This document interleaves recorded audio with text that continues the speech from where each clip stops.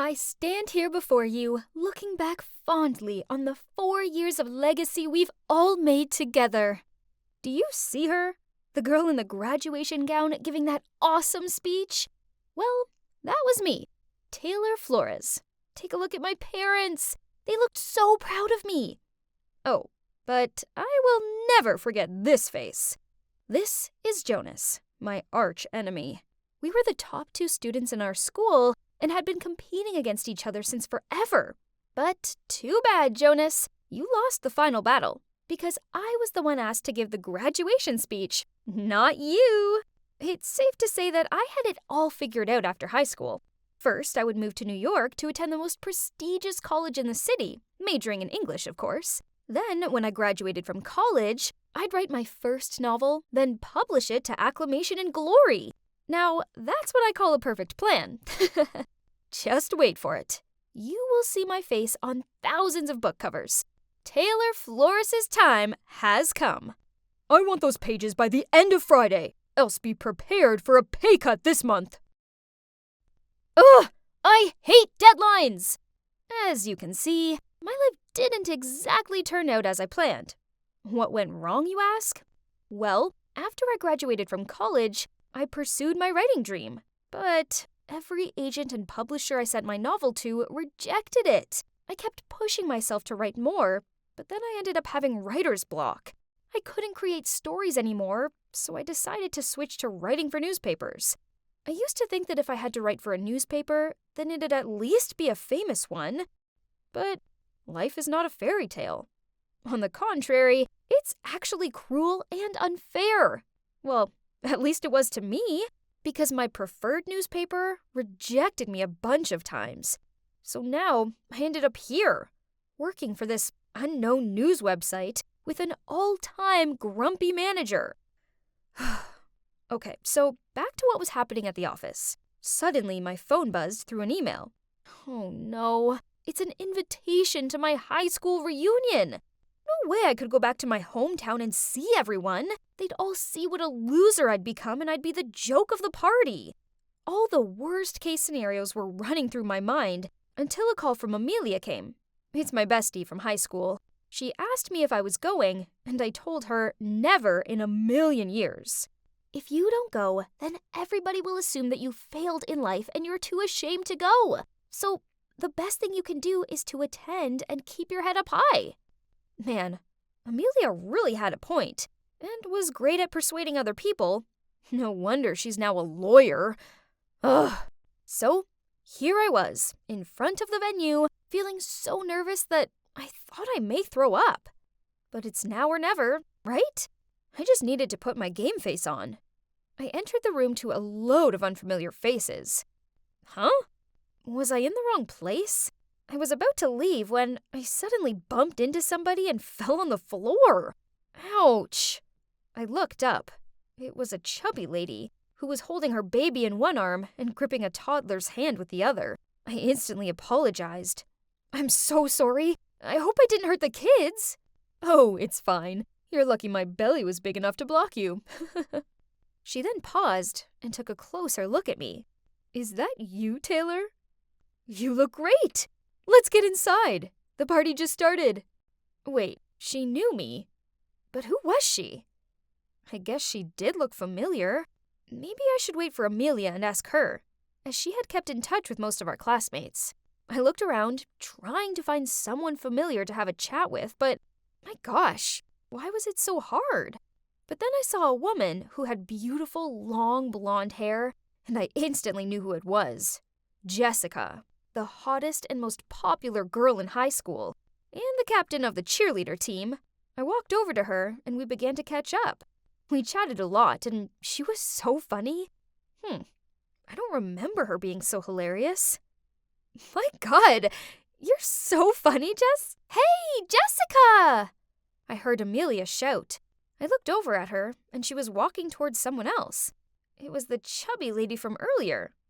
So, she's Jessica?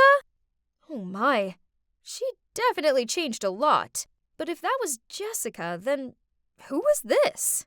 Thank God I didn't say her name earlier. I excused myself from this mystery person, then whispered to Amelia, asking who the lady was I was talking to. Beats me. Why don't we ask her directly? She then did exactly just that. The lady gave us a playful smile, saying, "Try guessing. Are you Ashley? Nope. Natasha? Wrong. Tiffany? Negative. Wait, are you related to Jack Miller? You kinda look like him." Almost correct. Oh my, she wasn't related to Jack Miller, 'cause she is Jack Miller. Well, now she's Jill Miller. Turns out she never felt comfortable being a boy, so after high school, she underwent transgender surgery. Wow, that's incredible. I kind of felt overwhelmed, so I went to the bathroom to freshen up. On my way out, I saw a familiar face. It was Luke, the most handsome guy in high school. He was picking up trash and putting it in the garbage can. Aw, what a nice guy. We talked for a bit and...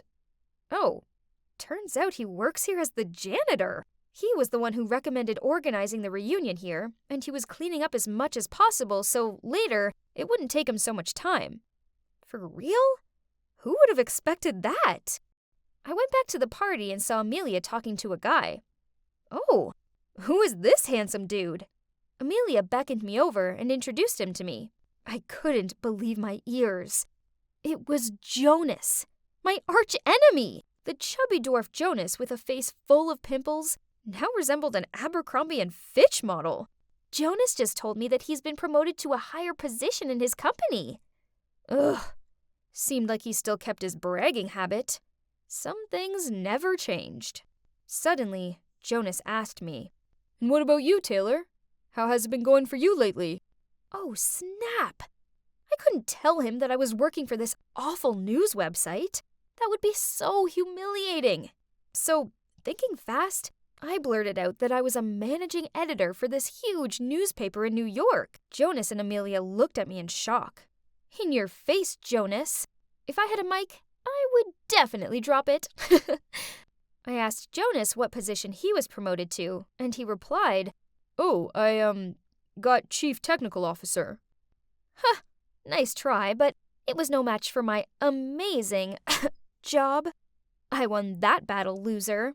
Well, in general, the reunion went pretty well, even though I had to lie about myself, but whatever. It's not like I was gonna see Jonas again, right? Wrong. A week later, I received a Facebook friend request from him. First, I ignored it, but then a few days later, he texted me via Messenger, asking why I didn't accept him on Facebook. Ugh, that was so annoying. Fine, but first I had to readjust my page. I needed to hide photos, statuses, and tags that were related to my company. Done. Then Jonas began to text me.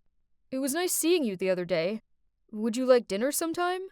I'm sorry, what? Was he asking me out on a date? Or was this a prank? 'Cause I live in New York. I told him that, and oh my God, he lives in New York too. Ugh, great. But the thing is, I told him last time that I'm an editing manager, and that's a busy job. So during our date, I asked Amelia to pretend to be my secretary and call me a bunch of times during dinner. However, before we could play our act, Jonas was the one who received a dozen calls and then had to leave early because of an incident at his company. After that, he texted me quite a lot, but still feeling bitter from being ditched at dinner the other day, I only replied to him after 30 minutes. Every time. But on days when he didn't text me, I found myself staring at my phone, longing to hear from him. Jesus. I was falling for him? Jonas? Why Jonas? I couldn't understand myself anymore and was unable to stop my feelings. So when he told me he liked me, I said I liked him too. And soon we became a couple. It was great at first, but then Jonas insisted that he drive me to work and pick me up. Oh no. I refused, of course, but he wouldn't take no for an answer. Ugh. So when Jonas dropped me at the fake office, I had to run. No, I had to sprint 5 blocks to my real office to make it on time. And then in the evening, I had to leave 30 minutes earlier to run back to the other office and wait for him to pick me up. The first 3 times, I could handle it. But Jonas wanted to drive me to work every day. That's enough. I needed a break from all this running. Eventually, I came up with an excuse. I bought a bike and told him that I wanted to ride to work, as it would be good for my health. Phew. I didn't have time to run 5 blocks each day anymore, because I had an important interview to prepare for. Oh yeah, I was applying to my dream newspaper. Again, if I did get in, I don't need to lie to Jonas anymore. And luckily, my interview went pretty well. I had a smile on my face as I walked over to the elevator. First it was just me, and then a bunch of employees went in. The elevator was about to close when suddenly, from the outside, someone put his hand between the doors. "Please wait!" And that's when I saw a familiar face. Jonas! Our eyes met, and we both looked shocked. Then one of the employees said to him, "Hey boss, I already finished the report, and will send it to you this evening." What? Why did the guy say that to him? When the elevator reached the ground floor, I quickly ran out of it. Jonas ran after me, held my hand, and said, "Wait, let me explain." What is there to explain? We both lied to each other. Jonas held me in his arms and tried to keep me calm. Then he began telling me everything. Oh my God. Turns out he's the actual editing manager of this newspaper. Ugh! Well, that explains a lot. I should have known he didn't work in technology, as I once asked him to repair my laptop, and he ended up locking himself out of it. Hearing you say you had my job shocked me. I didn't want to embarrass you, so I made up another position. So he knew right from the beginning I was lying. Then why did you insist on driving me to work, when you already knew I didn't work there? I was just messing with you. Besides, I was kinda curious to see how long you could keep the lie up for. I'm sorry. But the truth is, I like you. I have liked you since high school. Back then, I was always competing with you because I wanted you to notice me. I thought I was about to throw a tantrum, but thinking back, it was all my fault. If I hadn't lied in the first place, then Jonas wouldn't have had to lie about himself. Right at that moment, I received an email from Human Resources. Oh God, I got in! They were so impressed by me that they had to email me right away. I was so happy that I hugged Jonas as he said, "Congratulations, newbie. Now, let's get to work. Your first task is to go out on dinner with me." Yeah, so now Jonas and I work at the same place, and he's my boss. I used to hate losing to him, but now that he's my boyfriend, I feel fine. Actually, I'm really proud of him. This was my first ever day at high school, and naturally, I'm owning it. I mean, who wouldn't want to befriend someone as beautiful and friendly as me? By lunchtime, I already had loads of new friends, and everyone flocked around me to hear stories about my amazing life. I soon became super popular at school. I was the gorgeous, enchanting blonde beauty. Do you know what the best part was? Boys started noticing me too. Even the captain of the basketball team, Mitch, took a liking to me. It makes sense. I mean, obviously, the best-looking boy in the school is going to be interested in the best-looking girl. And guess what? He's following me on my way home right now. Stalking me much, huh? Just wait for it. It seemed like my new life here in this school was going to be awesome. Well, Mandy. That was not an easy question, but you answered it perfectly. Great work. See? I'm not just a pretty face. I'm also one of the smartest students in the school. My admirers grew and grew. It seemed like everyone wanted to spend time with someone as perfect as me. Here, I was telling my new friends about how at first, people sometimes misjudge me, as I come from a well-educated and extremely successful family. My parents are super wealthy individuals who encourage me to always be the best version of myself and strive hard to never let them down. Hey, Mandy, pardon me, but how come you never wear designer clothes or use anything expensive? She looked down at my tatty-looking sneakers.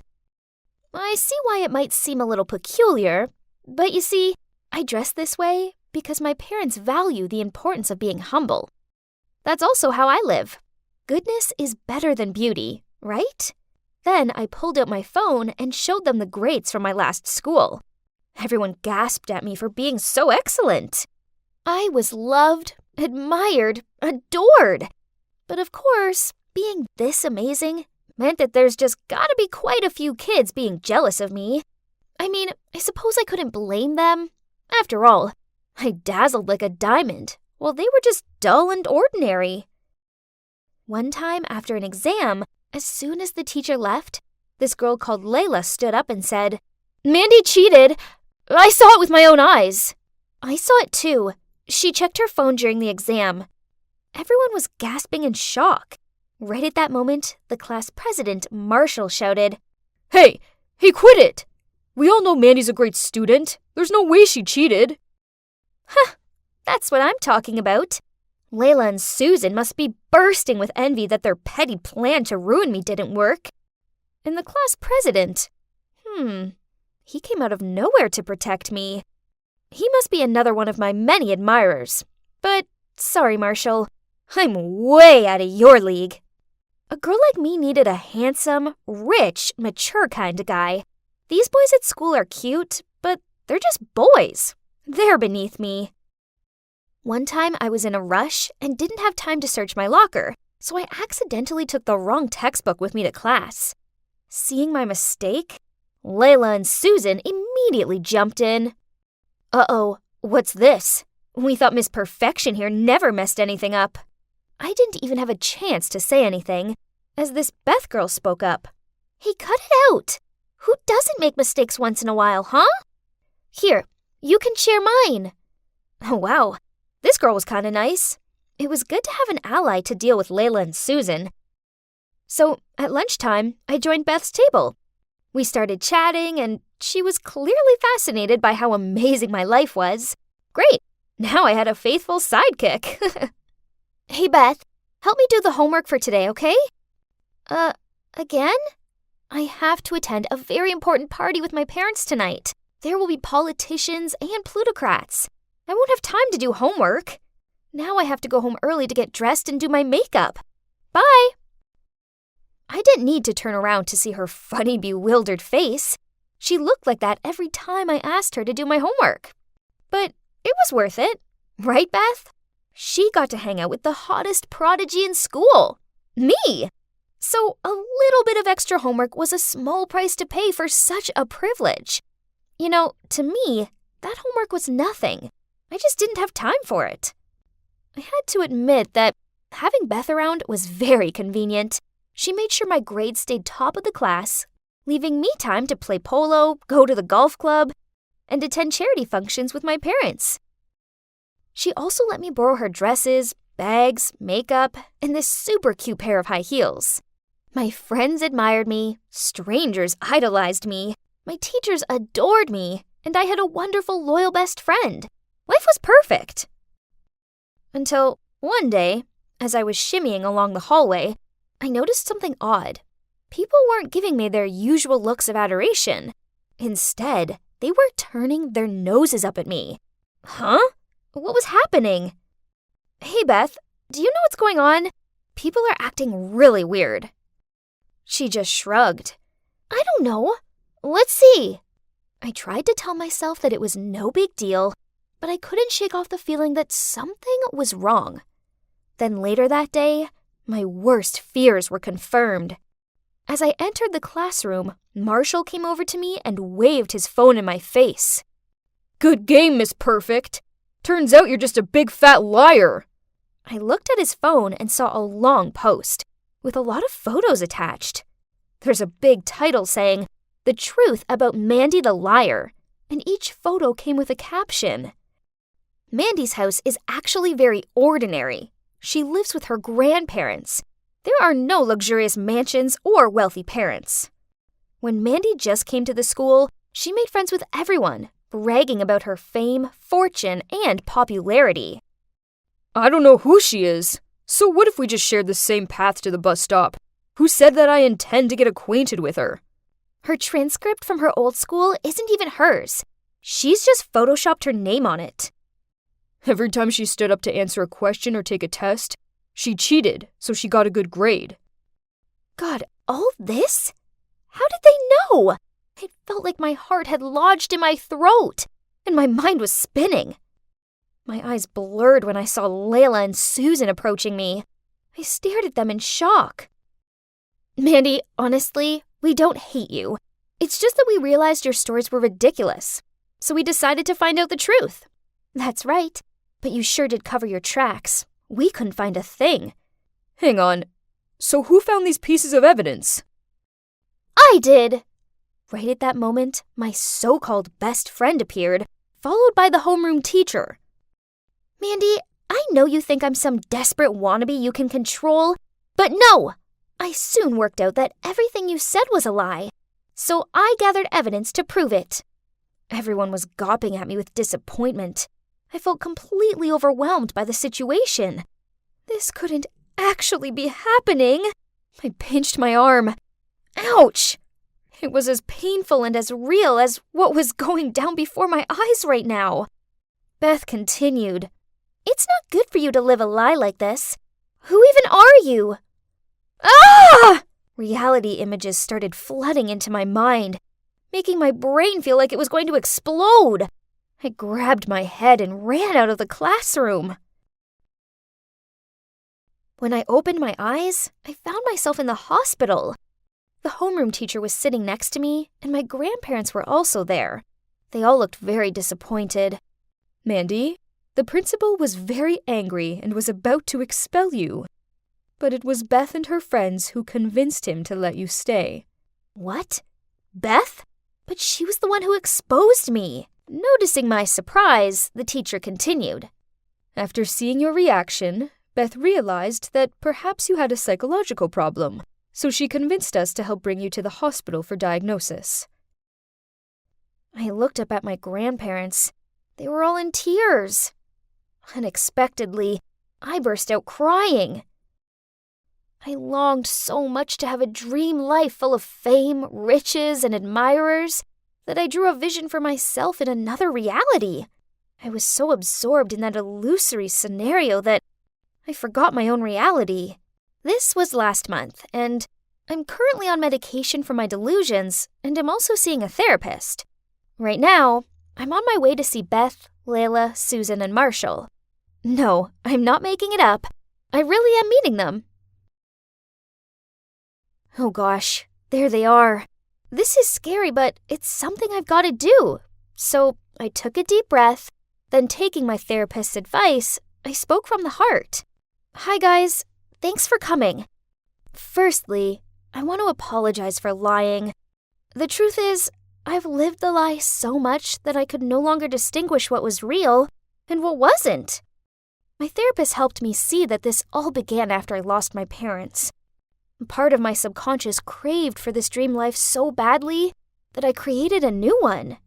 This way I didn't have to accept the truth, which is that my parents have passed away and I live with my dirt-poor grandparents. When I finished talking, I looked at them, half expecting them to shout at me or something, but instead, Beth smiled at me and said, "It took a lot of guts to come here and say that." I'm sorry, too. I shouldn't have outed you like that, but I didn't know you were ill. Same. I'm proud of you. Me too.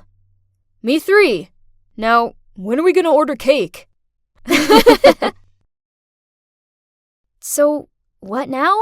Well, I'm still taking my medication and talking to my therapist. I can now tell the difference between the make-believe and reality. Also, I'm back at school, and my teachers and classmates have all been really welcoming. Better still, I now have some awesome friends who like me for me. And you know what? It turns out that living in reality isn't actually so bad after all. This must be Nymphalidae. No, it's Amethusidae. Look at the pattern on its wings. Oh man, how can they be so obsessed about some dumb insects? Yawn. I walked over to Caden and pulled on his sleeve. Caden, let's go take some photos by the stream. It's... Gloria, you just made it fly away. It flew away by itself. Not my fault. So bothersome. Why are you following us? Didn't you say we were enemies? You must be wondering who that guy is, and why he's so moody. He's Caden, the boy I'm trying to win over. It's down to him that now a girl as amazing as me has to spend her entire weekend trapezing around the woods. Ugh! I don't even like insects, and I really dislike his sister, Chloe. About the enemy thing, well, it is sorta true. You see, Caden's my neighbor, and somehow he always managed to appear at the worst possible moment and sabotage my things. One time, I was climbing over the fence to sneak out with some friends when Caden showed up and he made a scene out of it. So my dad immediately dragged me inside and gave me a prize of 1 week being grounded. Another time, I was innocently sitting in the garden copying an essay off the internet when once again, Caden appeared, saw what I was doing, and made a fuss about it. So, yep, you guessed it. My dad overheard and grounded again. This poor Gloria. Ugh! I really did hate his guts back then. But my feelings then changed 180 when he once saved me from drowning. Well, I wasn't actually drowning, I just had cramps. But the fact that he dove in to save me was enough. Since then, I only had eyes for him. But no matter how hard I try, he's always so cold towards me. There's no way I'm giving up that easily. You see, someone as dazzling as me has a habit of getting what I want. With this in mind, I ran after them, but a branch got in my way, and I rolled down a hill. Everything around me was spinning. Then the world went black. Gosh, my eyes. What was with the blinding bright lights? I tried to sit up, rubbed my eyes, then saw Caden frantically running towards me. Gloria, you're awake! Are you in any pain? Oh, yeah, right. I fell and fainted. But hold on. Is Caden worried about me? If only he treated me like this all the time. Suddenly, an idea flashed through my mind. Aha! Gloria, are you okay? Huh? Who are you? Why am I here? Caden panicked and ran to find a doctor, while Chloe rushed over to me. You seriously don't remember us? I pretended to be so surprised, eyes open wide, and asked who Chloe was. Then the doctor came in. After a few tests, he said there was no severe injury, but I must have been suffering from short-term memory loss. Of course, my acting skills were Hollywood level. And no surprises, since then, Caden's attitude towards me was so different. No more moodiness. Instead, he was so sweet. So this whole pretending thing is totally worth it. I just had one gate to pass. That devious girl Chloe. Anyone confident to do last week's routine? This will go in your favor towards the lineup evaluation. No way was I going to miss this opportunity, so I immediately raised my hand. After successfully completing the dance, everyone praised me. Except for Chloe. She stared at me and said, don't you have amnesia, Gloria? How do you still remember this dance? Oops, I forgot about the losing my memory part. Well, I watched the dance clip online and stayed up all night practicing, as I don't want to be the black sheep of our team. Chloe still stared at me, but didn't say anything more. Phew, that was a close one. I'll have to be more careful from now on. The next day, I was putting my books away when suddenly Chloe ran over, put her arm around my shoulders, and excitedly said, Hey, bestie, we're still going to the mall this afternoon? Huh? What for? Oh, I forgot. You don't remember anything. Last week you promised to take me to pick out a birthday present. Tomorrow's my birthday, so I'll meet you by the school gates after the last bell, okay? What? What is she doing? We weren't friends, and I never agreed to buy her anything. She was just trying to get a gift out of me. Ugh! But since I was supposed to have amnesia, I couldn't expose her either. Ugh! How frustrating! Trust her to pick the most expensive dress in the shop. I laughed through my tears when I saw the price tag. A whopping $150. But that's not all, as when we were leaving the mall, suddenly Chloe turned to look at me and pulled off her fake smile again. "Hey, Gloria, do this with your face. I'll make a TikTok video for you." Then she showed me the phone. Huh? What is this? They're all ugly faces. I quickly waved my hand. No way! They look gross! What? That's cute! These are all the videos you sent me the other day and told me to film it for you. Then Chloe held up her phone, and I had no choice but to do so. Gosh, I was no different from a puppet in her hands. Worse, the video quickly went viral throughout the school, and now, every time people see me, they'll imitate those silly moves and burst into laughter. Ugh! That obnoxious Chloe! Why does she keep on putting my life through hell? This weekend, there will be an overnight nature experience. Everyone seemed excited, except for me. Nature was boring. Then suddenly, Chloe spoke up. "Miss, my brother, Caden, is studying biology. Can I invite him to come along and help?" My ears pricked up on hearing Caden's name. Of course, the teacher agreed.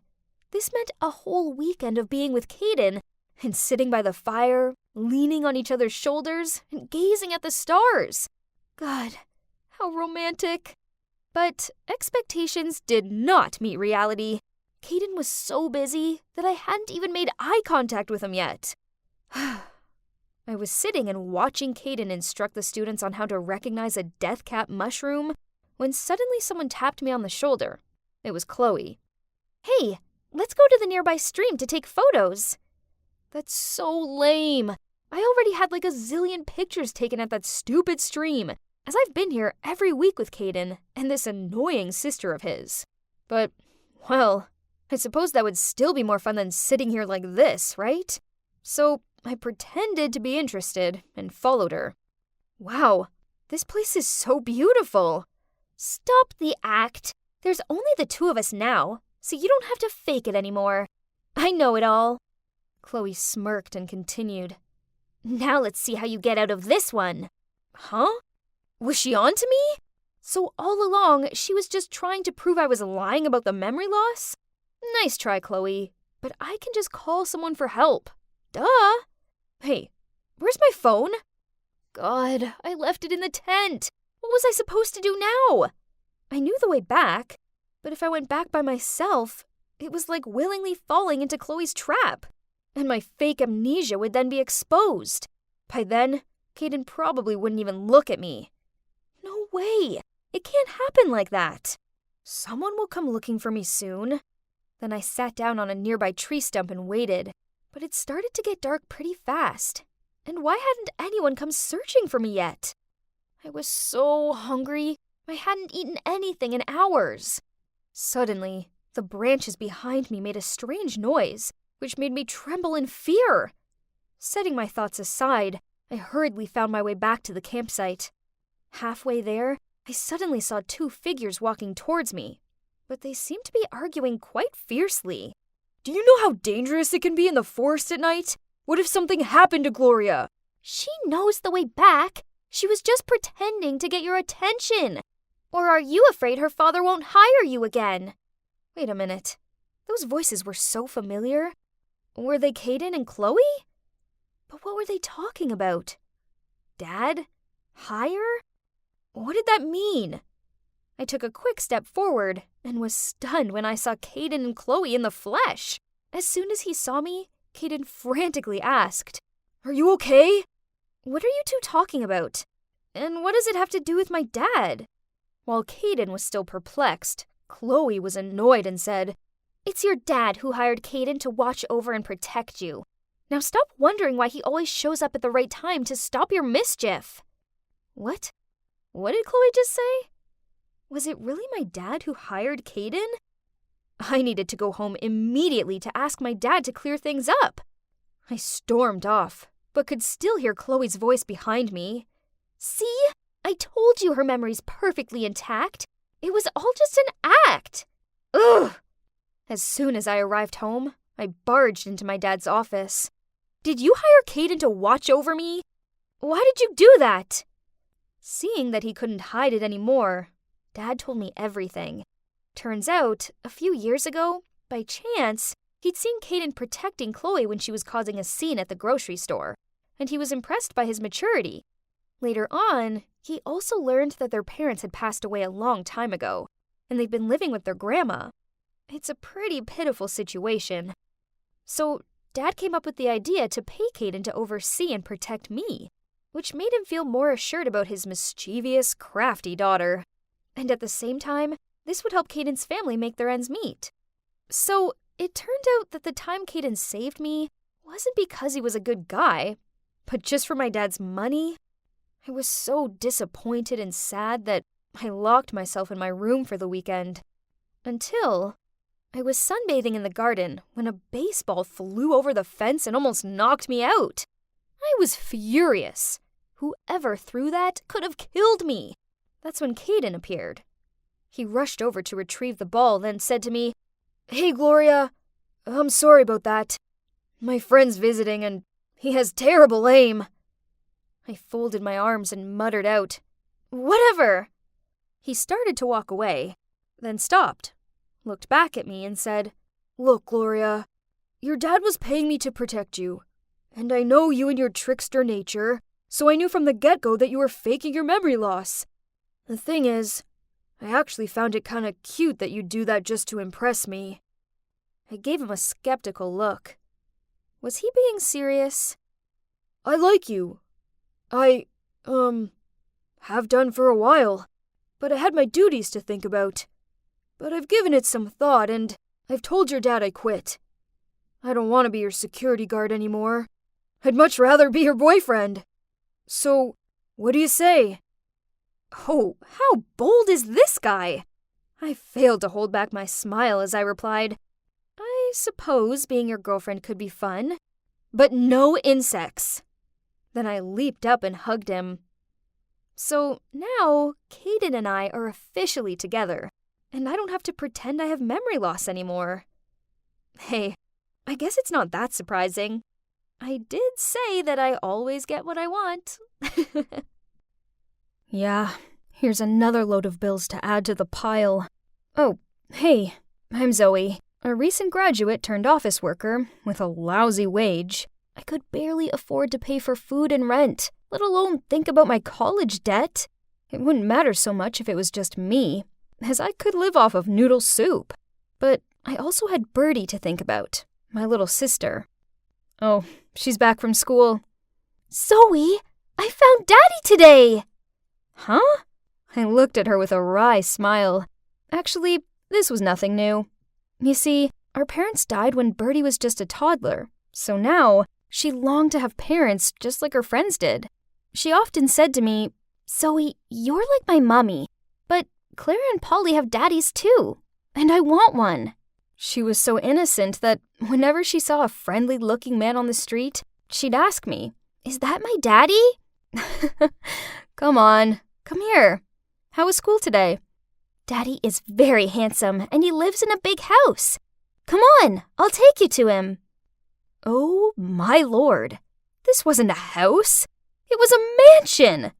Confused, I was about to question Birdie on this, but she started ringing the bell repeatedly. Before I could stop her, someone who appeared to be the butler came out and happily let us inside without questioning anything. That's odd. I sipped on my iced tea and peered around at the grandness of the place, absorbing the rich energy, when suddenly a very dashing guy walked over. "There he is! That's Daddy!" Huh?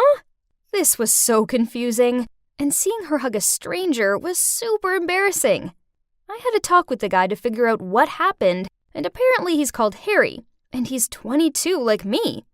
Huh? That's crazy, as he looks and acts way older. As for the dad story, it turns out as Birdie was waiting for the school bus, she saw a woman drop her purse. So she rushed over and picked it up and was about to return it, but the woman turned around, saw Birdie holding it, and accused her of being a thief. Just in time, Harry appeared and claimed to be her father to settle the matter. Then he took her to the mansion and showed her around. So that's what happened. Ugh, my sister. Birdie has told me everything. She's such a precious child. I'd happily adopt her. No way! Why not? You like being here, don't you, Birdie? Zoe, I really like it here. I can play with Oreo as much as I want. And now, I have a daddy just like Clara and Polly do.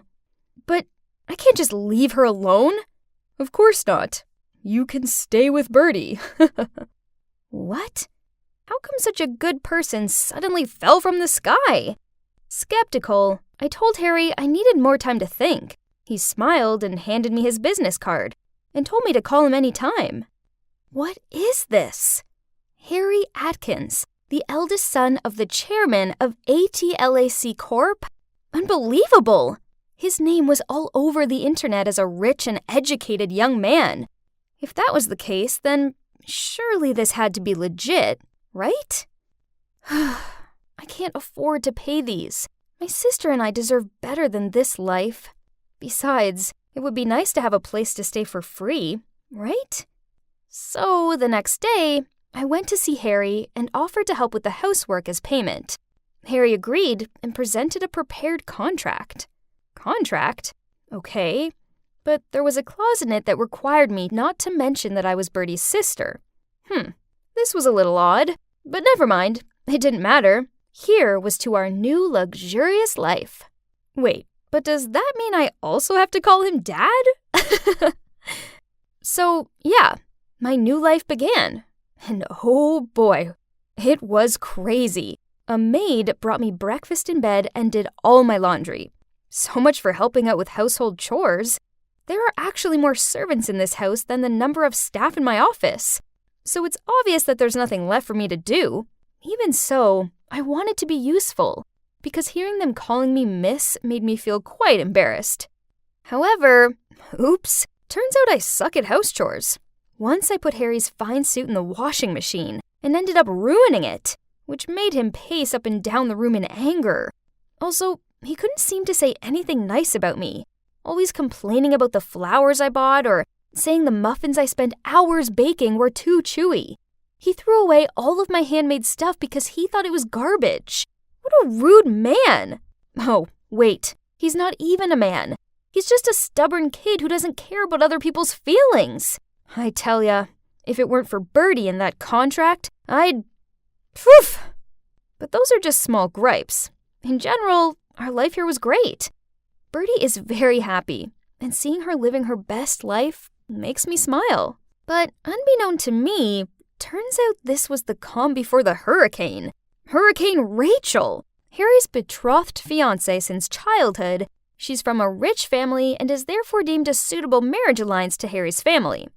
I overheard the servants in the house saying that Harry is the successor to the company. So when he marries Rachel, the company will be even more flourishing. As soon as she saw me, Rachel kept asking Harry, "Hey, who is this? Why is she here? And this girl too? Why is there a kid in the house? Who is this scary lady?" Hearing that, Rachel looked at me from head to toe and then started firing questions at me. Why are you here? How do you know Harry? When are you leaving? Enough! What a relief. Harry intervened just in time, then dragged her into the reading room. Rachel followed Harry, but didn't forget to wrap her arms around his neck as she peered at me with a smug look on her face. Huh? What does she mean by that? Ugh, is she jealous? If that's the case, then she's wasting her time, because it is true that I have a crush on someone, but it's not Harry. You see, the other week I was wandering home from the grocery store when I met the love of my life. My shopping bag split, and my soda, cookies, and potato chips tumbled out. I was trying to pick everything up without getting run over, when suddenly a guy appeared and helped me. Then he drove me home. His name's Marcus, and he's so hot. After that, we exchanged numbers, and have been texting ever since. Marcus is so easy to talk to, so I confided in him about everything, from Birdie being adopted to the fact that I'm now working as a housekeeper. He's so sweet and kind, and I feel like I can tell him anything. He's the prince of my dreams. Anyway, my strange life in the mansion continued. One thing's for sure, Harry was great with Birdie. For her birthday, he surprised her with a trip to the amusement park. I have to admit, we had a lot of fun together. Birdie made us go on the carousel 5 times. Then we got ice cream. Suddenly, I noticed Harry giving me this odd look. What? You have some ice cream on your lips. Here. He leaned forward and gently dabbed it away with a napkin. Just then, a crowd rushed in, and Harry reached out and pulled me and Bertie closer to him. Our eyes met, and... Why did I have goosebumps and a pounding heart? What did that mean? Did he do that intentionally or not? Why did I have this strange feeling? While I was still sinking deep in my thoughts, Harry stopped the car and said he needed to pass by his brother's place for some files. Huh? Isn't that... Marcus? Marcus? I blurted out. You two know each other? I didn't answer. Instead, I turned my attention to Bertie. When we got home, I kept wondering why Marcus never told me who he was. I texted him to ask, and he replied that they don't get along, so he didn't want me to know. Despite all that, I stayed up all night thinking about Marcus. And also Harry. It's safe to say I was confused about everything. Then, Marcus and Rachel suddenly showed up at Harry's house one day with a load of groceries. Rachel announced that she was baking a cake, as it's soon going to be her birthday, and we should all assist. Okay, weird, but whatever. I was preparing the mixture when Marcus took my stirring hand and insisted on helping me. Suddenly, Harry burst in between us. Upon seeing this, Rachel yanked on his arm and pulled him away. My eyes widened in horror as I saw the mixture fly into the air and slow-mo splatter all over us. We stood there covered in cake mixture as we all exchanged dirty looks. Okay, so after that little display, I think it's clear to say that Harry has feelings for me. Later on, when Marcus and Rachel had left, and I was freshly showered, Harry knocked on my door and, smiling at me, said, Zoe, there's a family dinner tomorrow where you'll get to meet my parents. Don't worry, you won't have to say anything. As a way of saying thanks, I'll pay off your college debts. Okay, so that was weird, but at this point, I'd learned not to question it anymore. Besides, it would be so nice to be debt-free, and it was just dinner, right? I want to break off the engagement with Rachel. This is my girlfriend, and we already have a kid together. What? I almost blurted out, but Harry squeezed my hand to stop me from saying anything, so I sat there with a dumbfounded look on my face. Right at that moment, Marcus and Rachel burst in. Stop the act! Mom, Dad, this isn't his girlfriend, and that little girl is actually her sister. She's just some poor maid. Yes, that's right.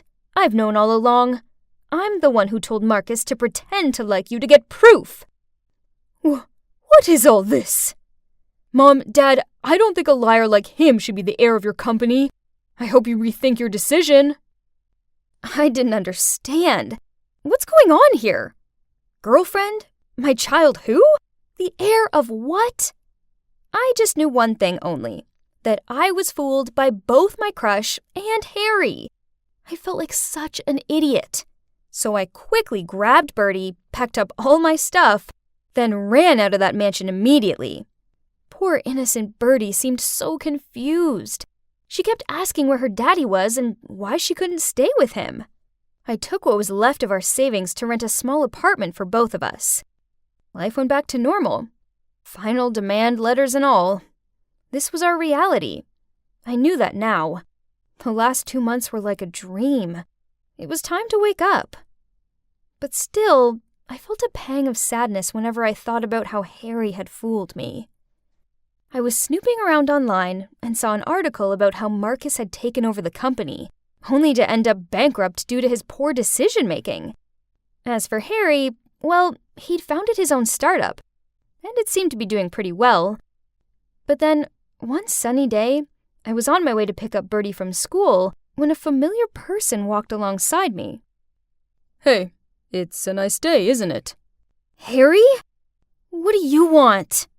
Look, I admit that at first, I was just using you to get out of my engagement with Rachel. But then, I want you and Bertie in my life. I love you, Zoe. Please come home with me.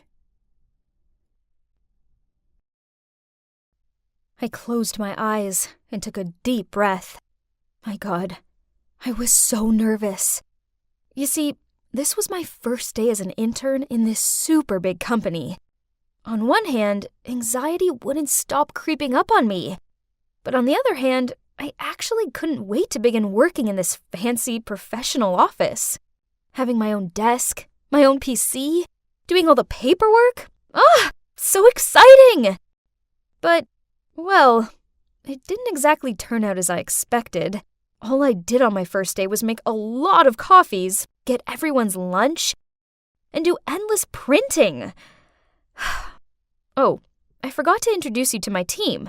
This over here is Quinn, our team leader. And then the girl over there is Sadie. That guy sitting in the corner is Bob. And I'm the adorable Lauren. Then, while I was bringing yet another coffee and cake to each one of them to get to know them better, the manager, Caleb, came to our department and began yelling at Quinn. Why have I still not received the report on the working project? Sorry, boss. We're kinda short-handed. Short-handed, huh? Then how come every time I walk past, I see the intern doing meaningless things? I didn't hire her to wait on you guys. Is that clear? Then Caleb looked at me and said, You, intern, in my office. I followed Caleb into his office, feeling all anxious. Did I do something wrong? Then suddenly, Caleb hugged me from behind. I got so startled that I immediately pushed him away. What are you doing? You can't do that here. Sorry. Just seeing you here makes me so happy. But what's with the tense face? Oh, I never saw you yelling at somebody, so it was kinda scary. That? Oh, that's nothing. You're probably wondering why my manager was hugging me. Well, actually, Caleb is my boyfriend. You see, I was in my last semester of college. I told him that I wanted to do an internship because it would be good for me, so he insisted that I do it in his company. At first, I didn't think it was a good idea. I mean, couples that work together don't stay together, right? But he managed to convince me otherwise, so here I am. Even so, I didn't want anyone in the office to know about our relationship. Therefore, I didn't let him drive me to work, and having lunch together is also a no-no.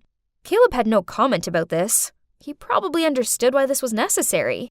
But then one day, at the end of the meeting with our department, Caleb was about to walk out of the meeting room when he suddenly stopped, turned around, and said in front of all, Oh, by the way, I just want you all to know that Lauren is my girlfriend. Okay, bye. Oh my God! Why on earth did he do that? Everybody immediately turned and stared at me with shocked expressions.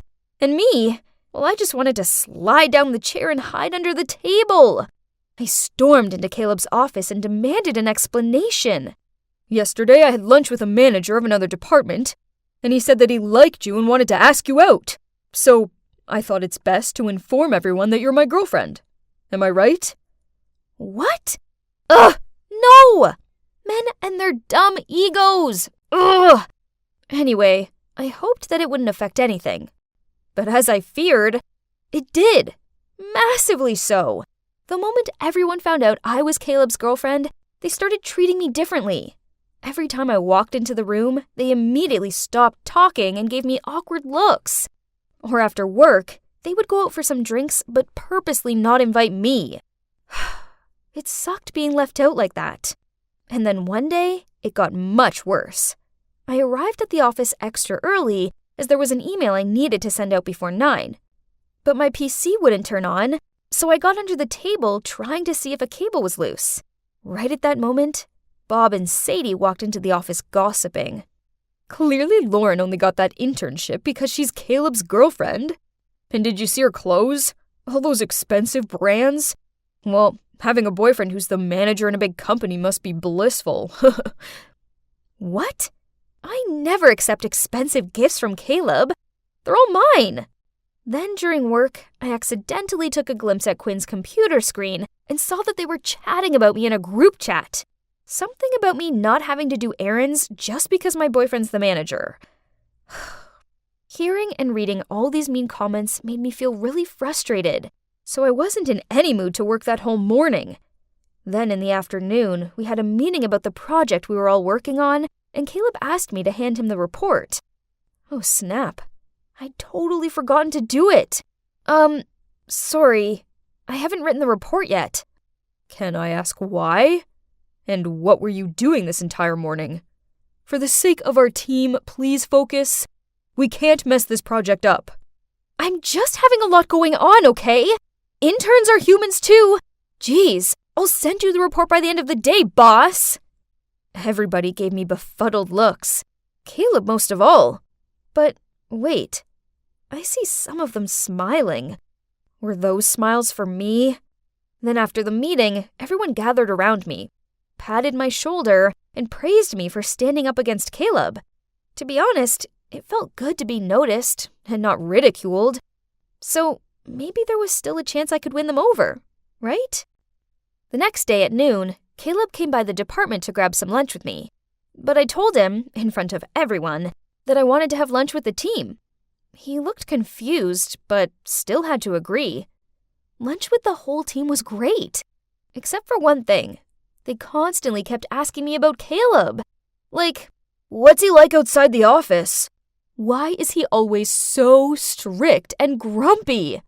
I noticed that they kinda liked talking about Caleb, so I told them, oh, Caleb is such a great boyfriend. He's very attentive and is an amazing cook. But they weren't interested in that. Oh no, they just cared about his bad habits.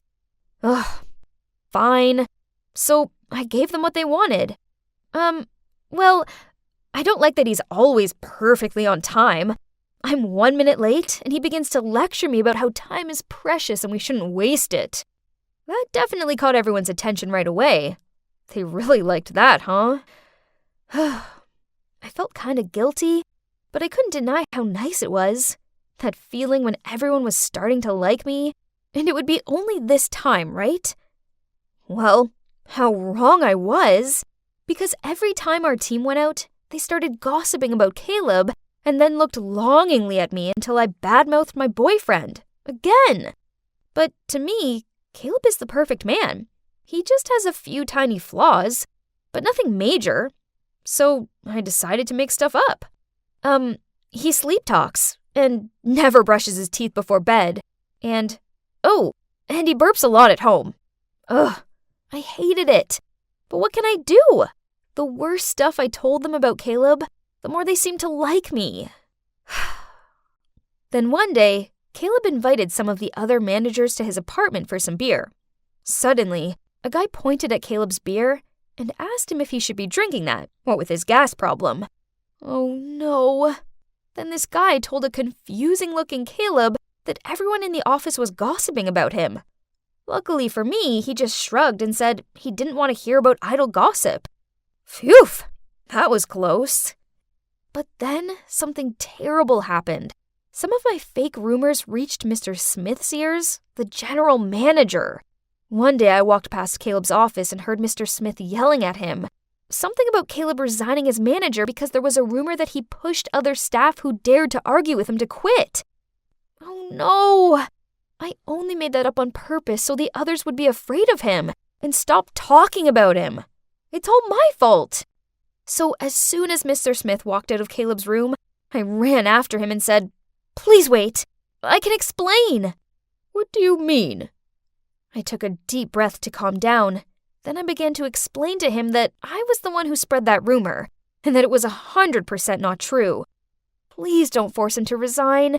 It's all my fault. Oh, sweetie, why did you do that? I'm sorry, Dad. I was stupid and acted like a child. It's okay, but gotta say, I'm disappointed, Lauren.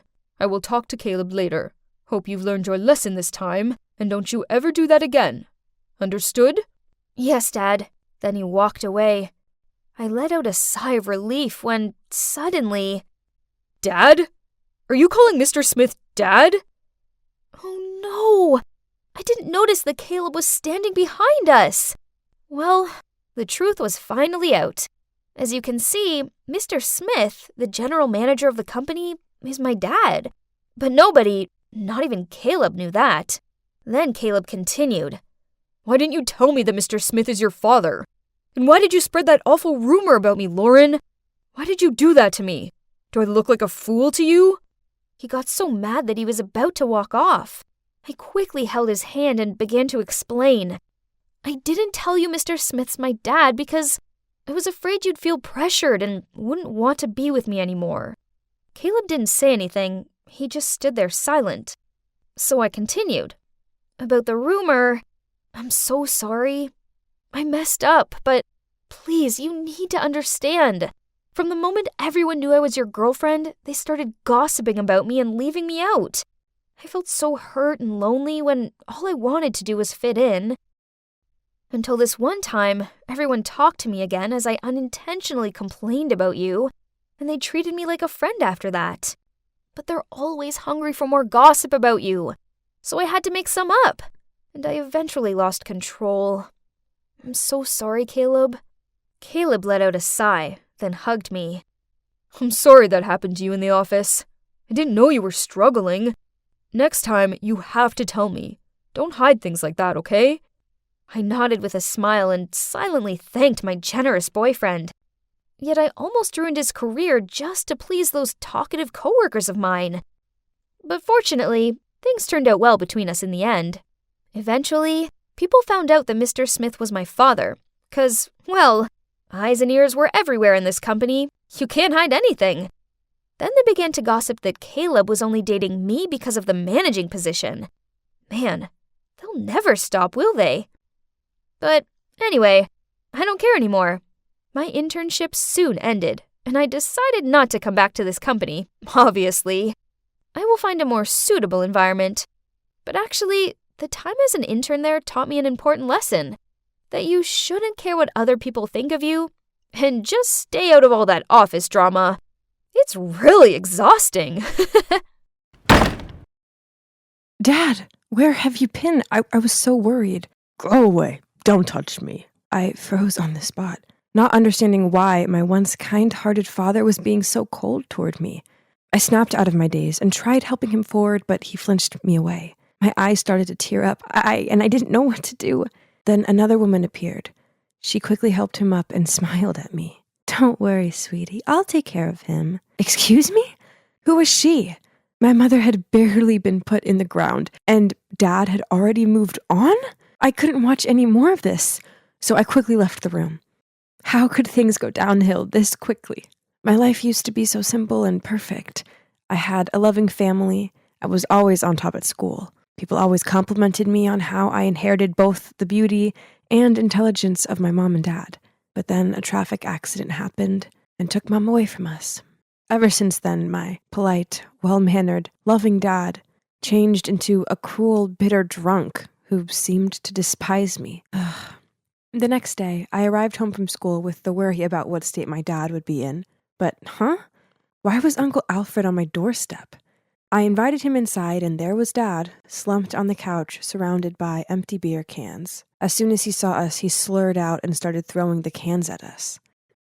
Uncle Alfred then took me to dinner so we could have a talk, and I couldn't help the tears as I blurted out how bad things were at home. He patted my arm and said, Your father's been through a lot.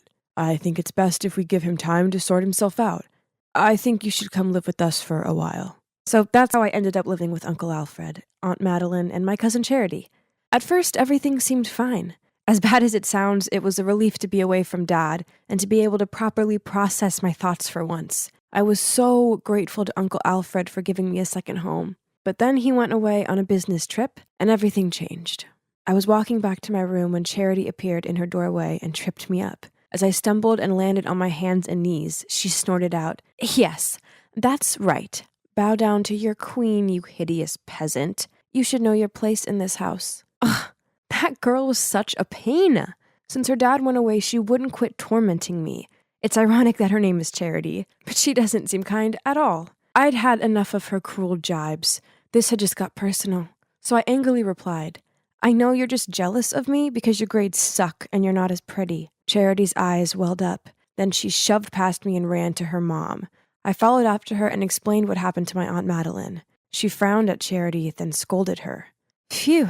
Fortunately, I had Aunt Madeline on my side. Anyway, justice is served, right? Wrong, as it wasn't long before my aunt's attitude changed toward me, too. One time, I was helping my aunt cook a casserole when the doorbell rang. It turned out to be an old friend of my aunt. As soon as she saw me, she happily said, "Wow, it's only been a few years, but Charity sure has grown up. The older she gets, the more she looks like Alfred, doesn't she? Look at her eyes and smile." I stared at Aunt Madeline in confusion and saw her mood immediately shift. That night when I brought the casserole dish out, Aunt Madeline took one bite, then spat it into a napkin. "You're clumsy, thoughtless, and now an awful cook? Be a bit more useful, will you?" I stared at her open-mouthed, unable to find the words to say. Then Charity piped in, "Please, never make this again. Casserole is so gross. Just like you." Then she smirked at me as she dumped the entire plate into the trash. Weird. Didn't Aunt Madeline tell me to cook this because it was Charity's favorite? It seemed like life in this house wasn't going to get any easier. Over the next week, their mocking and snide comments continued. One day I styled my hair in a different way, and Charity sniggered at me. "What's that? It looks like you got a lobster on your head." Have you ever considered dyeing your hair, by the way? Because blonde really doesn't suit you.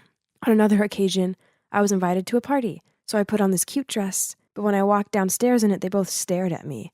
My aunt said, "Oh, dear. Is that piece of rag making you look even chubbier than usual? Or is it because you've been so well fed living with us?" Another time, I was sitting at the breakfast table, dabbing lip gloss onto my lips, when Charity yanked it off me. As I tried to grab it back, she sniggered out, "What for? Putting this on your gross lips just makes you look desperate. No one wants to kiss you anyway." Gosh, my patience with this girl was wearing very thin. Worse still, Aunt Madeline overheard the whole thing, but she just laughed. I didn't understand why they were being like this. I knew I wasn't ugly or fat, and far from it. I know I'm pretty, as I was always complimented on my glossy long hair. Well, until I moved here, anyway. This was so confusing. Why were they jealous of me? It turns out that being too beautiful was not easy. Ugh. Things got trickier when my dad, who's also the school principal, returned to work after his time off. He totally ignored me, and it made me feel terrible. Then I arrived home from school to Aunt Madeline fussing over me and asking if I wanted anything to eat. Huh? What? Oh, I see. Uncle Alfred was back from his work trip. Ugh! It was time I exposed this mother-daughter duo's fake act once and for all. So that evening, I volunteered to cook. Yep, you guessed it. I made the casserole dish. As I brought it out, Charity accidentally shouted, "Ew! I already told you I hate this dish." Aunt Madeline turned pale, and Charity gave this gawping, shocked look. Then I dropped to my knees and pleaded, "I know I'm wrong. Please don't punish me anymore. I don't want to sleep in the basement again." Uncle Alfred looked very confused, so I continued. "I forgot that Charity hates this dish. I've been punished several times, but I still keep on messing up. I'm the one to blame." "What is this? I go away for a few weeks and come back to carnage?" He ordered Aunt Madeline into their room for a private chat. "We're not even related. Don't expect my mother and I to be nice to you," she said, then stormed off. What? What did Charity mean? Of course we were related. Aunt Madeline was my dad's sister, right? I wanted to know what was going on, so I hid behind the door and listened in on their conversation. "Tell me the truth. Teresa is your child with Claire, isn't she?" I was taken aback. Claire? My mother? Had I misheard her? "I know. Mark told me. The day Claire had the accident, they ran some blood tests, and he found out Teresa's blood type didn't match his. Obviously, she's not his biological daughter, and she looks just like you. Now tell me, did you and Claire cheat behind our backs? You used to be in love with her before you married me. So Dad treated me like that because he found out I'm not his own daughter? And Alfred and my mom used to be in love before she got married to my dad? Explain to me!" "Enough!" Alfred finally spoke up. "I have nothing to explain to you." Hearing footsteps toward me, I rushed to my room, closed the door, then crawled into my blanket pretending to be asleep. Suddenly, I heard the door open. It was Alfred. "Teresa, let's get out of here." I packed a bag and left with my Uncle Alfred. We moved into a small apartment not too far from his house. Even though he took care of me a lot, he never mentioned that day ever again. I didn't dare to ask either, so we just let it slide. He had to be my real dad, right? He just wasn't ready to talk about it yet. I tried to avoid Charity as much as possible, but this wasn't always easy as we went to the same school. It wasn't like I was scared of her or anything, it was just awkward.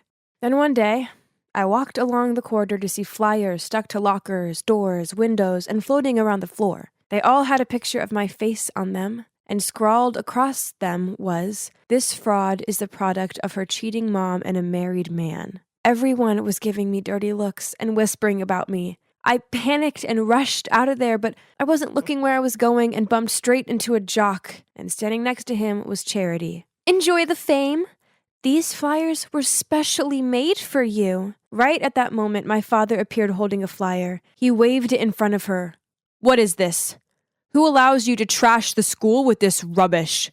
Leave Teresa alone." I couldn't cope with my father right now, so I ran off to class. That afternoon, I heard the school speaker announce that everything written on the flyers was lies, and Charity would be in detention. Once the last bell rang, I just wanted to get home and hide away from the world. But as I walked outside, I saw my dad waiting for me at the gate. I had nothing to say to him, so I ignored him and walked off. Please, Teresa, at least hear me out. I stopped on the spot, then walked over to him. I guess it was time I found out the truth. So, turns out, yes, I'm not his daughter.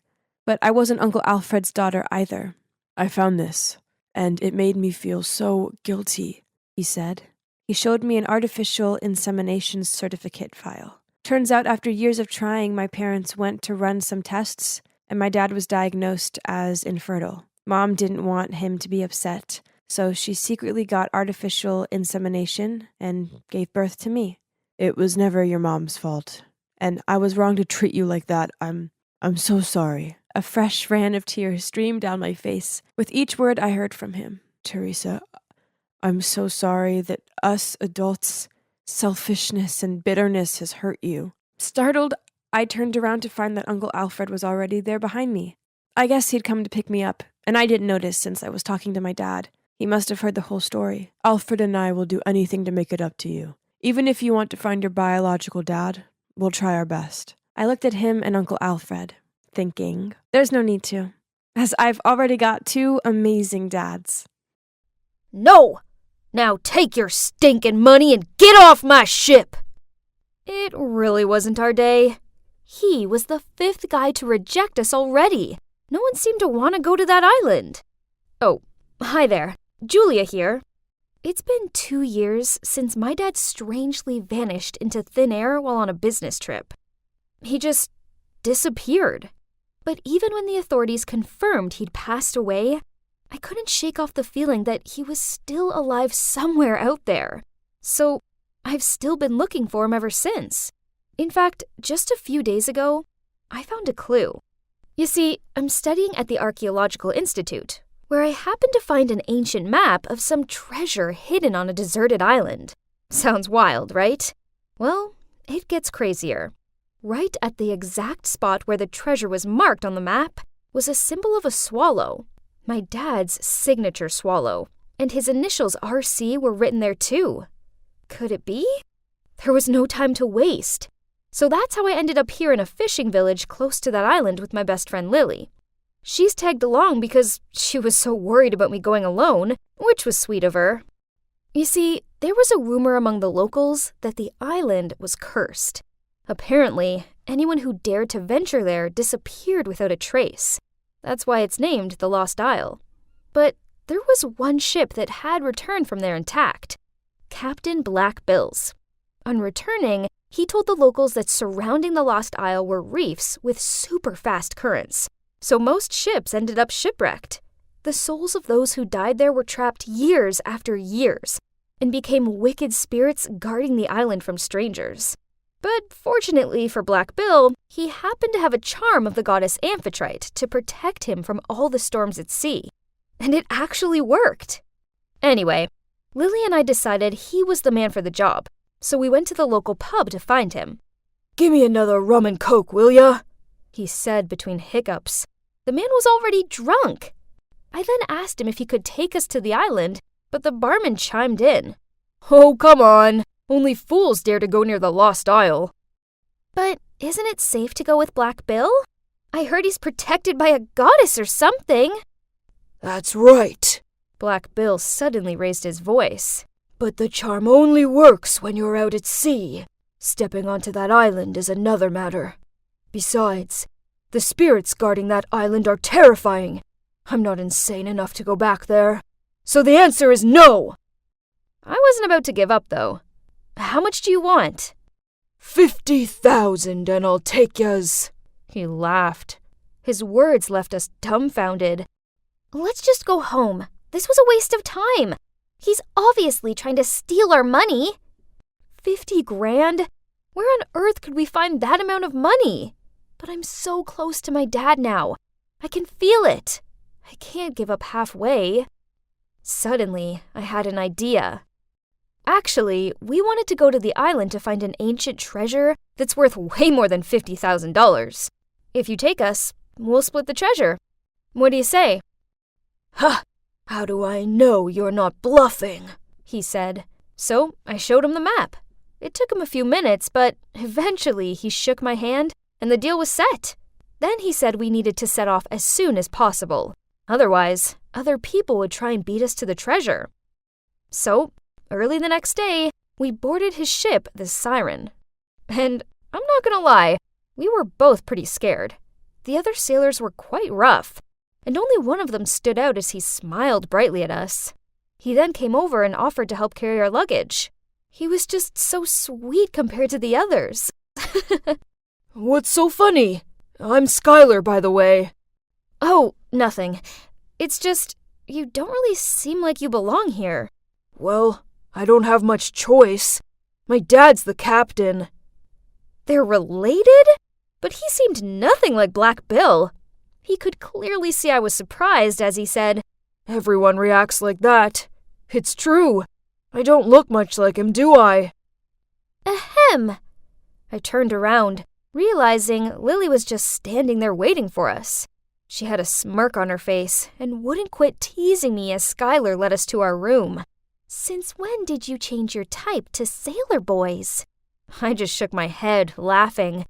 I mean, he was cute, but that wasn't the point of the trip. We settled in, but that night I couldn't sleep at all. I decided to go up on deck for some stargazing.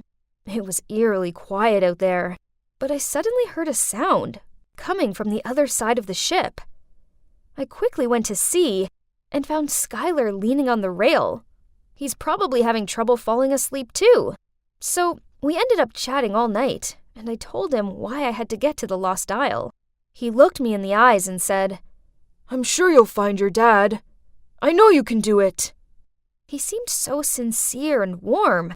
It actually made my heart skip a beat. By noon the next day, we had reached the island, and it was just as terrifying as Black Bill had said it would be. Rows and rows of jagged rocks rising out of the sea, with the waves crashing so high, I thought we'd be shipwrecked in a second. The ship was shaking so violently, I really didn't think we'd make it. But we did. After almost colliding with the rocks a few times, we eventually made it through, and I've never been happier to see land before. However, there were still many challenges ahead. The first night on the island, I was curled up in my tent when a sound of footsteps coming from outside woke me up. I quickly unzipped it to see who was there, and that's when I saw a dark figure rushing off into the bushes. I was so scared, I screamed and woke everyone up. After checking, we realized all our bags and food that we'd left outside had been stolen. Perhaps the ghosts of this cursed island are trying to scare us away. I felt Lily shiver beside me, while I tried my best to look unfazed. But Skylar suddenly spoke up. What would ghosts do with food anyway? It was obviously some man. Monkeys? Yes, it was obviously monkeys. Right, son? In fact, they'll probably come back. So we best keep our eyes peeled. For the rest of the night, we took turns guarding the tents. Then once the sun came up, we packed up our camp and continued on our journey across the jungle. Julia, are there really ghosts on this island? Ghosts aren't real, Lily. I started, but then I found myself screaming. My right leg dropped and suddenly I was falling into a hole. Luckily, Skylar was nearby and grabbed my arm just in time. I quickly looked down and saw there were dozens of sharpened wooden stakes at the bottom of the hole. What in the world? That wasn't the only trap, though. As we crossed the island, we all got stuck in a snare at some point. From net to rope leg traps, this cursed island has all the tricks up its sleeve. Luckily, no one got seriously injured, but it was still totally freaky. That night, I headed towards Skylar's tent to thank him for saving me, and as soon as he saw me, he pulled me into a hidden corner and said, "There's something I need to tell you. I'm not Black Bill's real son." "Skylar!" Black Bill suddenly shouted from a distance. "Come here! Right now!" "I'll talk to you later. Hide that compass, and don't tell anyone." Before I could even begin to understand what was going on, he'd left. Another shock hit me as I saw the swallow symbol alongside my dad's initials engraved onto the lid. Huh? How did he get this? Did Skylar know my dad? A billion questions flooded my mind, but by then, Skylar had already gone guarding the campsite with his dad. The next morning, after basically no sleep, I decided I had to find Skylar and get some answers. As I was looking around for him, a group of strangers landed from the trees. They were like some sort of jungle people, with bushy hair and beards and wore raggedy clothing. They surrounded our camp and started threatening us. I was so scared, I couldn't move a muscle. "Julia! Lily! Run!" Skylar screamed, and I managed to snap out of it. I grabbed my bag in Lily's hand and ran after him and Black Bill. We eventually found a cave and took shelter there. It was hidden deep in the trees, and we prayed they wouldn't find us. We then only came out when we were sure they were gone. I asked if we should go find the rest of the crew, but Black Bill ignored my question and only had his mind on the treasure. Ugh! He was willing to leave his crew behind. What a cold-blooded man! And yet, I had no other choice but to continue the search. I couldn't risk being caught by those barbarians. I needed to find my dad. So I reluctantly pulled the map out, and we followed the directions. It led us to a stone temple in the middle of the island. One by one, we entered and went deep inside. Suddenly, Black Bill screamed. An arrow flew past him, just missing his cheek. Terrified, he turned pale, clutching his chest. "Your treasure better be worth all of this, or else." We continued on and saw a door. That's it! The treasure is behind this! Black Bill ran forward, throwing himself against the door. His patience was definitely wearing thin. While he worked on getting the door open, I looked around for more clues about my dad. Suddenly, I turned around to see Black Bill falling on his knees. He'd managed to open the door, but inside was just a room full of dusty, chipped, cobweb-covered vases. "You tricked me! I risked my life to come to this hole of an island for nothing!" Black Bill then swooped over to grab me. I struggled to get away from him. He was squeezing my neck so tight, I couldn't breathe. I looked to Skylar pleading for help, and he tried to calm Black Bill down. "Oh, shut up! And you! Bring all your stuff over here, or this friend of yours will be in big trouble." Trembling, Lily did as he said, begging him to spare me, but he only gave her a threatening look while tightening his arms around my neck. He signaled for Skylar to come get his things. "No! Let her go! Oh, little Sky, did you forget about your mummy and daddy? You don't want them to get hurt, do you? I've done enough for you." What were the two of them talking about? What was going on? My head was spinning, and with the suffocation, I gradually lost consciousness. and passed out. When I woke up, I found myself on the siren, surrounded by Lily, Skylar, and... Dad? Am I dreaming? Is it really you? My eyes blurred with tears. I rushed over and hugged my dad. Then I found out what had happened. As soon as I fainted, the horde of barbarians rushed in, captured Black Bill, and freed us all. Turned out, these people were all sailors, archaeologists, and explorers who had come to the island to look for treasure. When going through the reef, they were attacked by a group of pirates who robbed them of all their possessions and belongings. Then they were mercilessly dumped empty-handed on the island. That crew of pirates was none other than Black Bill's crew. All those legend tales about the island, including the amphitrite charm, were made up by Black Bill himself, thinking he could cover up his crimes by preventing people from approaching the island. Wow, that man was a real monster. I knew something was fishy about him. But luckily, taking the chance of the pirates setting sail to the island, the group of victims conspired to capture them and free themselves from the deserted island. As for Skylar, poor Skylar, he had been through so much. He was actually one of the victims. 2 years ago, he and his parents were also dumped on the island. Worrying that their young boy wouldn't survive, his parents begged Black Bill to let him be a part of the crew. Seeing that Skylar was strong and healthy, Black Bill agreed, on one condition that if he ever betrayed him, his parents would be executed. Thanks to Skylar, the victims were able to survive to this day. Every time the boat came near the island, he would sneak food and necessities into a barrel and let it float to shore. Smart move. Oh, and that's not all.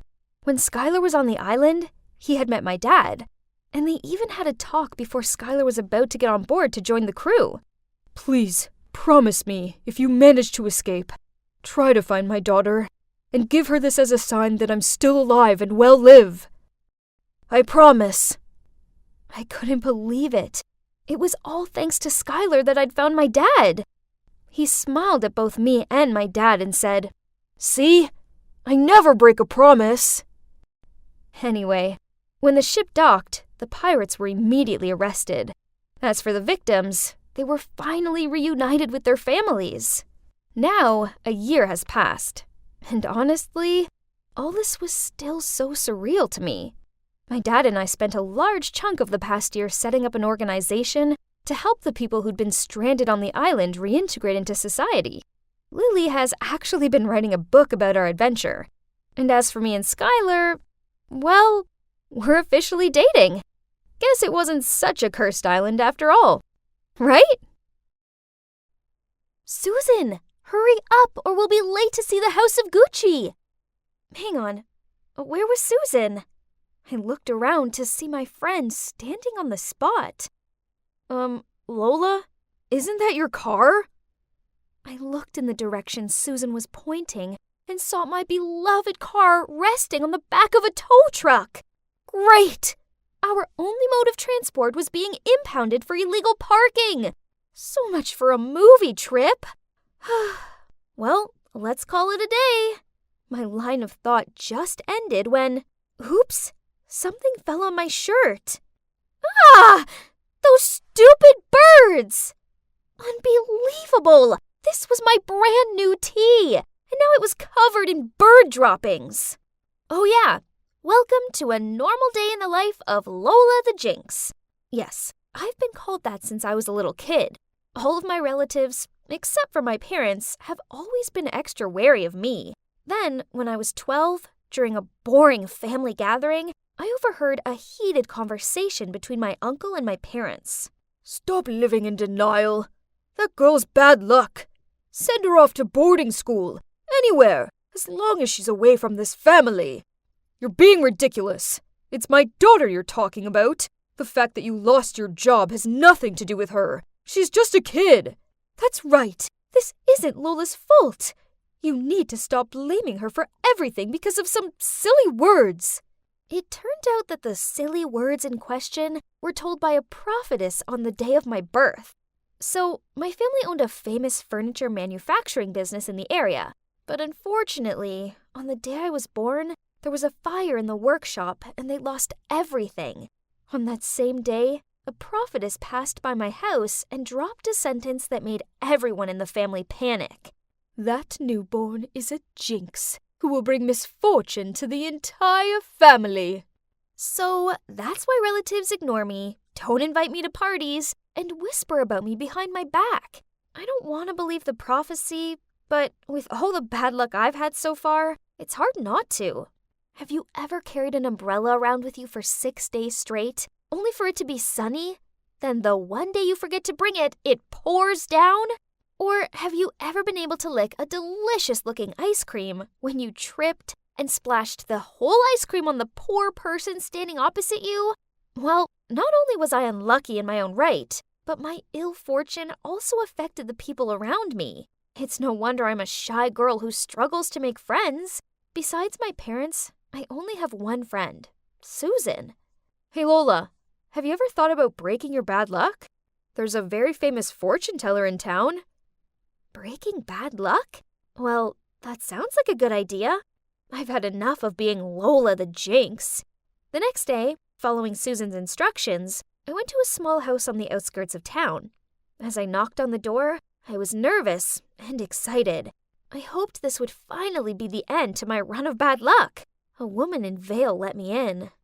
I couldn't wait any longer, so I blurted out, "Hi, I'm here since I heard you could help me get rid of my bad luck, right? Please help, whatever it takes." The fortune teller sat still for a moment, then a smile lit up through her veil. You're Lola, daughter of the Gonzalez family, right? I was stunned. Whoa, she was good at her job. I mean, I hadn't even introduced myself yet. Of course, I already knew that you'd come here, but it would be difficult for me to eliminate your misfortune. There's only one person in the world who can undo your jinx. They will bear all the bad luck for you, and even bring you good luck at the same time. Is that so? But who could that be in this whole wide world? I blurted out. The fortune teller smiled and said that if I wanted further clues, that would cost me a few more bucks. Oh well, I've already come this far, so it's worth spending the rest of my monthly allowance to know who my mystery savior was, right? Then she pulled out this drawstring bag and shook it. She told me to draw an item.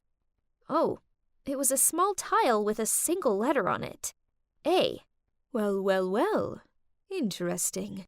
A person whose name starts with an A. Fear not, Lola. The universe will signal you to find that very person.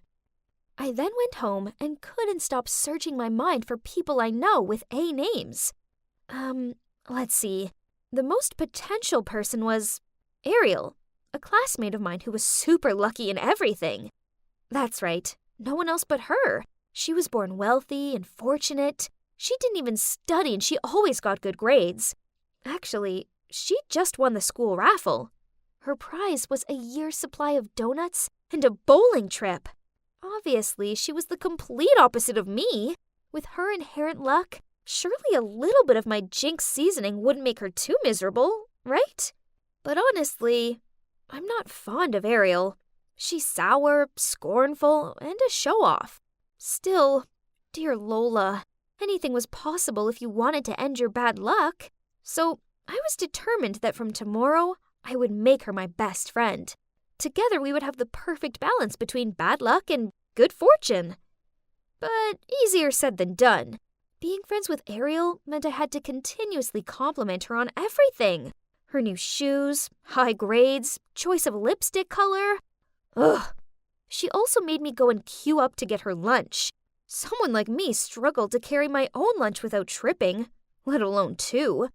But the weird thing was, I didn't fall over. Actually, ever since I started hanging out with Ariel, I couldn't recall anything bad happening. With my newfound luck, I started opening up to some of my other classmates. And you won't believe it, an unlucky girl like me even won 2 tickets to the opening of a new water park. So I decided to share one with Ariel. To be fair, it was her luck that got me those tickets, right? But Uh-oh. Hang on. Was that Ariel tottering out of the changing rooms in her stiletto heels? What an idiot! And right after that, just as you might have guessed, she slipped over. But to my horror, she also frantically grabbed onto my arm to take me down with her. But wait, why didn't I feel any pain? Oh, was I dreaming? Did this handsome guy just save me? As for Princess Ariel, she broke a tiny fingernail, so she just stormed off sulking. Never mind, as I had a new companion, my super cute hero, Anthony. Since then, Anthony and I talked to each other every day, and just like that, we officially became a couple. Honestly, who would have imagined that Lola the Jinx would one day have a very wonderful boyfriend like Anthony? Maybe my luck had finally changed. Yay! So the prophecy was fulfilled. Ariel was the one who brought me luck. But actually, thinking about it, Ariel didn't seem to be having any bad luck at all in the meantime. Well, apart from the fingernail incident, but in that instance, she was lucky she didn't sprain her ankle or anything. Perhaps we were all riding on the good luck train, for once. But there's still one thing I can't understand. Honey, why were you so late today? Sorry, babe. On the way here, I got a flat tire. Twice. Yeah, you see, my boyfriend sure had been having a lot of bad luck lately. But wait, Anthony also has a name that began with the letter A. Could it be that it was Anthony who bore my bad luck? Not Ariel? Oh no, this couldn't be happening! Then, over the next few weeks, my suspicions were confirmed. Anthony lost his phone. He misplaced his assignment, picked up the wrong dog from the vet's, and even managed to walk into his mom's brand new, expensive vase. Smash! I could continue to be a jinx, but I didn't want any of my loved ones to endure this fatigue for me. Instead, I needed to find a way to help Anthony get out of this for good. Maybe he could befriend someone super lucky. Then this would reverse his bad luck. With this plan in mind, I planned a picnic for us both, then invited the luckiest person I knew along too, Ariel. At first, it seemed to be going really well. It wasn't raining, and there weren't ants in our sandwiches. But then I noticed Ariel giggle and twizzle with her hair as she looked at Anthony. Oh no, Ariel had a crush on my boyfriend. The problem was, the more I saw them together, happy and bad luck free, the more I concluded that Anthony was better off without me. So I started ignoring his calls and messages and purposely avoided the places I knew he would be. All was going well, until he showed up outside my school. Ugh! Lola, why are you ignoring me? What did I do wrong? I pretended not to hear anything and kept walking, but he ran after and caught me by my wrist. So I yelled at him, "Nothing! You're perfect! That's why I stopped talking to you. I'm a jinx, and you deserve better." He gave me a confused look, so I explained all about how bad luck had a way of following me and the people I was closest to, and that's why I had set up a date for him and Ariel. You're such a fool. Are you seriously ready to throw away what we have because of some stupid prophecy? Plus, I'm not an object for you to just give away to whoever you want. Then he stormed off. This was awful. Now I'd gone and lost my amazing, sweet, caring boyfriend, and I only had myself to blame. Later that night, Mom walked into the living room and saw me slumped on the couch crying. She asked me what was wrong, and I blubbered out all about my bad luck, the fortune teller, and how I lost my boyfriend because of it. I think it's time I visited this fortune teller. It might be the prophetess from the day you were born. I didn't see her back then as I was in the hospital with you. If it really is her, I'm longing to know why she decided to put so much stress on our family with her ludicrous words. The next day, Mom and I went to the fortune teller's place. Mommy yanked the veil off her face and stared at her in shock. Turns out they went to school together. And back then, this woman was jealous of my mom's luck. A jealousy she never got past. so she tried to sabotage her by telling those ridiculous prophecies to not only me, but the rest of our family. Thinking about it, throughout my childhood, my relatives treated me like a bad luck charm. So that's how I acted. I alienated myself, acted insecure, and had no confidence. Maybe it was my negative energy that was making me unlucky, not some dumb prophecy. So what happened next? Well, Mom made sure the whole town found out about what a fraud the fortune teller is. She wrote a public apology to us and paid us compensation. As for me, I decided it was time to make my own luck. So I went round to Anthony's and handed him 2 tickets for the water park, and I apologized for all my superstitious nonsense. He seemed to appreciate the gesture, and he forgave me. So we're back together. Yay! From now on, it's only positive vibes, happy thoughts, and grasping life's opportunities. The most important thing I've learned is that if you see life as beautiful, it'll always be beautiful to you in return.